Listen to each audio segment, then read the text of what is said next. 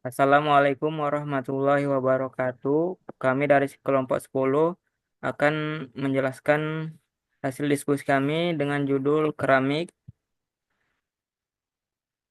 Anggota kelompok 10 yakni yang pertama Melani Indah Putri, kedua Maulana Yusuf, yang ketiga Cynthia Magdalena. Latar belakang dari materi kami yakni material teknik memiliki peran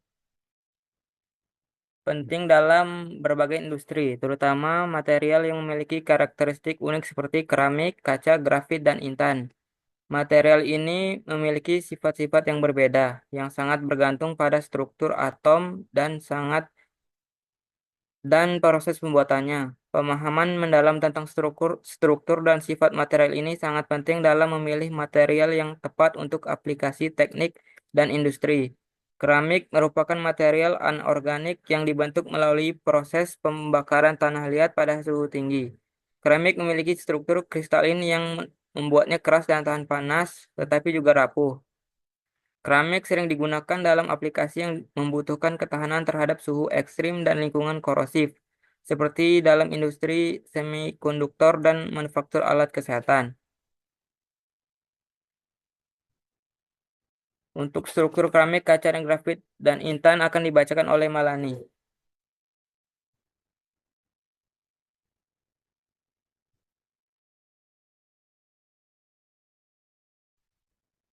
Struktur keramik, kaca, grafit, dan intan. Yang pertama, keramik. Keramik memiliki struktur yang kompleks dan beragam, yang sangat tergantung pada jenis material dan proses pembuatannya. Umumnya, struktur keramik yakni struktur kristal. Struktur kristal keramik terdiri dari berbagai ukuran atom yang berbeda atau minimal lebih dari dua jenis unsur, merupakan salah satu yang paling kompleks dari semua struktur bahan.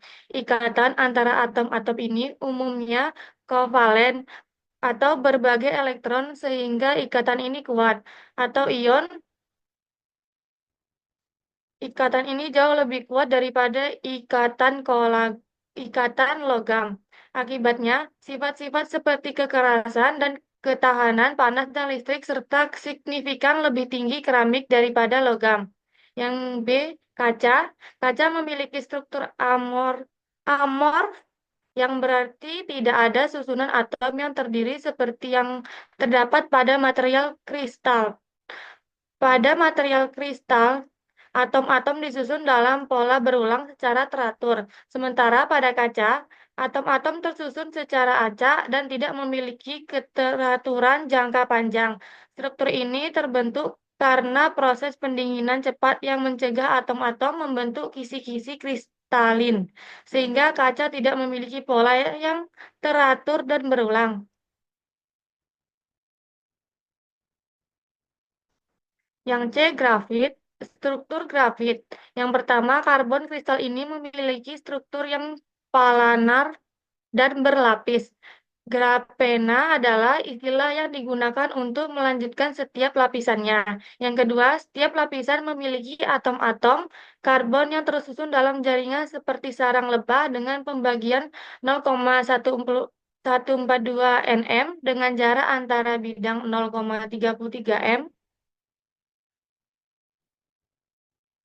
Yang ketiga, terdapat ikatan kovalen untuk atom-atom pada bidang dengan kriteria yang dipenuhi hanya oleh tiga dari empat kemungkinan lokasi ikatan. Yang keempat, grafit akan bersifat konduktif secara listrik karena elektron keempat memiliki kesempatan untuk berimigran ke bidang tersebut. Yang kelima, lapisan-lapisan kristal karbon dapat bergerak dengan melewati satu sama lain karena lapisan-lapisan tersebut dapat dipisahkan dengan mudah karena ikatan van de Waal yang lemah menahannya tetap bersama. Yang keempat, atau yang D, intan.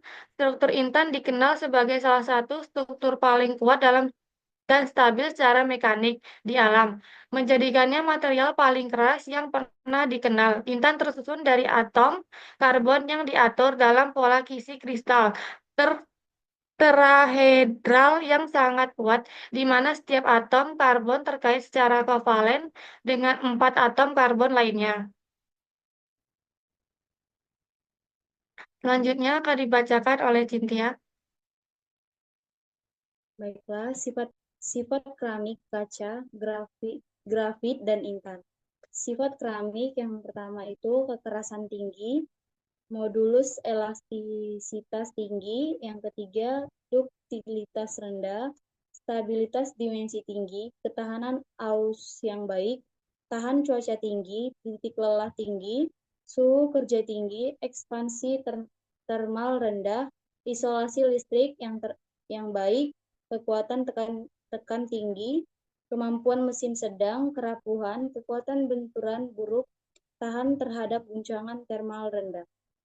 Sifat fisik kaca yang meliputi kekerasan tinggi, modulus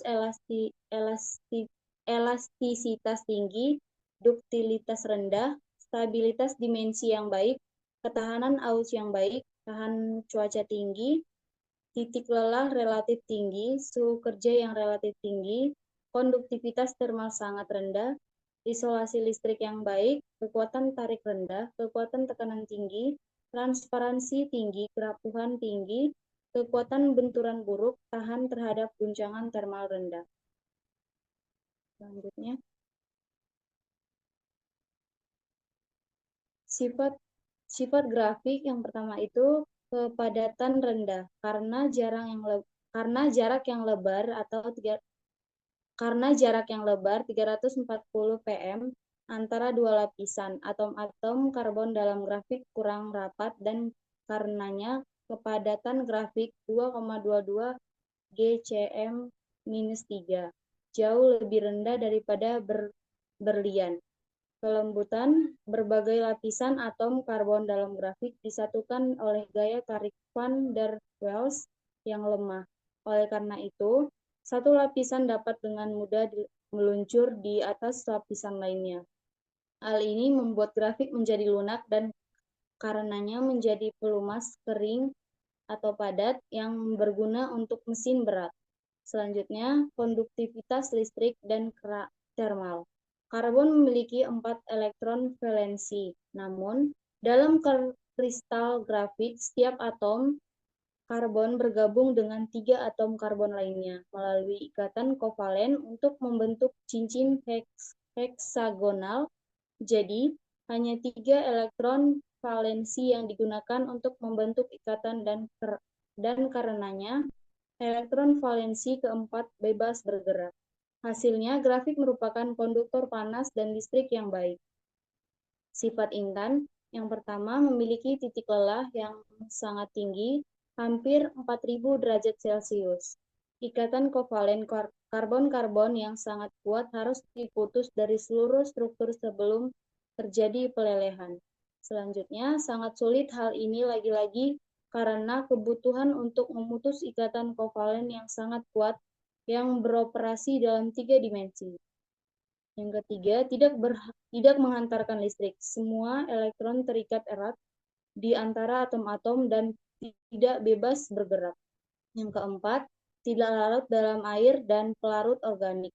Tidak ada kemungkinan tarik-menarik yang dapat terjadi antara molekul pelarut dan atom karbon yang dapat mengalahkan tarik-menarik antara atom karbon yang terikat secara kovalen.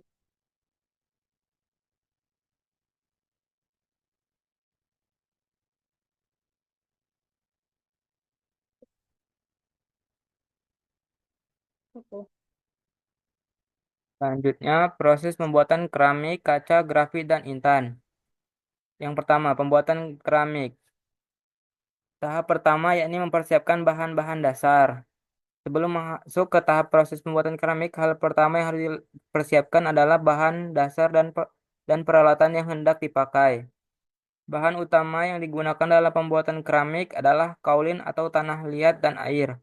Tahap kedua, pengolahan bahan. Tahap kedua, cara pembuatan lantai keramik adalah proses pengolahan bahan. Dalam tahap ini, tanah liat dan air dicampur supaya nanti mudah untuk dibentuk. Tahap ketiga, proses pembentukan keramik. Setelah selesai dengan tahap pertama, lalu membentuk keramik sesuai dengan keinginan, sehingga hasil akhirnya sesuai dengan gambaran atau rencana awal. Sebab pada umumnya para pengrajin keramik sudah memiliki gambaran kasar terlebih dahulu sebelum membuat keramik. Tahap keempat yaitu proses pengeringan. Tahap selanjutnya cara pembuatan lantai keramik sudah masuk tahap pengeringan supaya kandungan air di dalamnya hilang. Tahap kelima, tahap awal pembakaran keramik. Pembakaran adalah tahapan penting supaya keramik memiliki tekstur yang keras dan padat, sehingga keramik dengan cepat dapat digunakan. Tahap keenam, penambahan dekorasi dan motif. Keramik tidak hanya tersedia dalam warna polos saja, melainkan ada motif dan juga dekorasinya. Tahap ketujuh, penambahan dekorasi dan motif.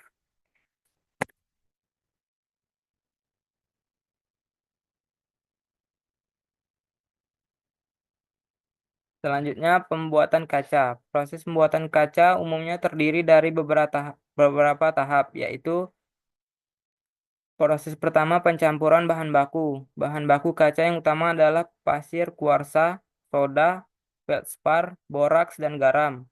Selain itu juga ditambahkan bahan tambahan seperti kulet, yaitu kaca pecahan yang sudah tidak digunakan lagi.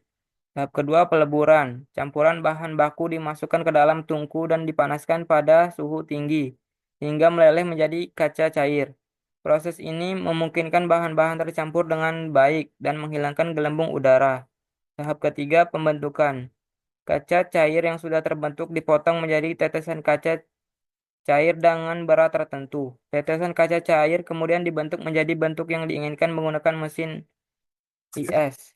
Pemotongan kaca yang sudah dibentuk dipotong. Pendinginan kaca yang sudah dibentuk didinginkan secara lambat di dalam leher. Pengemasan kaca yang sudah dipotong dikemas. Selanjutnya pembuatan grafit. Di sini ada dua cara yaitu grafit alami dan grafit sintetis. Untuk grafit alami, proses pembentukannya yang pertama yaitu pembentukan bantuan sedimen. Tumbuhan mati terakumulasi di dasar laut atau danau dan terkubur oleh sedimen lainnya. Selanjutnya metamorfosis. Batuan sedimen yang mengandung karbon organik mengalami tekanan dan suhu tinggi di dalam bumi selama jutaan tahun. Tahap ketiga yaitu pembentukan grafit. Atom karbon dalam bantuan sedimen tersebut terorganisir menjadi lapisan-lapisan heksagonal yang membentuk struktur grafit. Dan untuk grafit sintetis prosesnya yakni proses Atkinson, yakni bahan baku kokas, petroleum, atau antrasit. Proses pembuatannya yaitu bahan baku dicampur dengan pasir silika, dimasukkan ke dalam tungku listrik, dan dipanaskan pada suhu sangat tinggi. Silika bereaksi dengan karbon membentuk silikon karbida yang kemudian terurai menjadi silikon dan grafit pada suhu yang lebih tinggi. Selanjutnya proses sublimasi bahan baku karbon murni seperti jelaga atau karbon hitam. Proses pembuatannya yaitu abhan baku bahan baku dipanaskan dalam ruang vakum pada suhu tinggi hingga menyublim atau berubah langsung dari padat menjadi gas. Uap karbon kemudian mengembun pada permukaan yang dingin membentuk lapisan grafit.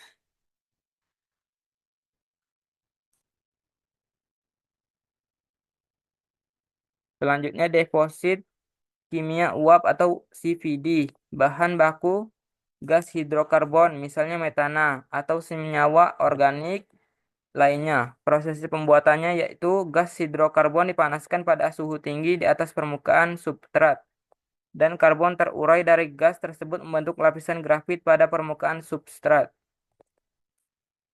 Dan yang terakhir pembuatan intan ada 4 tahapan, yakni yang pertama sumber karbon. Proses pembentukan intan dimulai dari adanya sumber karbon seperti sisa-sisa organisme yang terkubur di dalam bumi.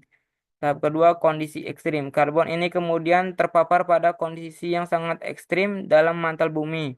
Suhu di wilayah ini bisa mencapai ribuan derajat Celcius dan tekanan mencapai puluhan ribu atmosfer.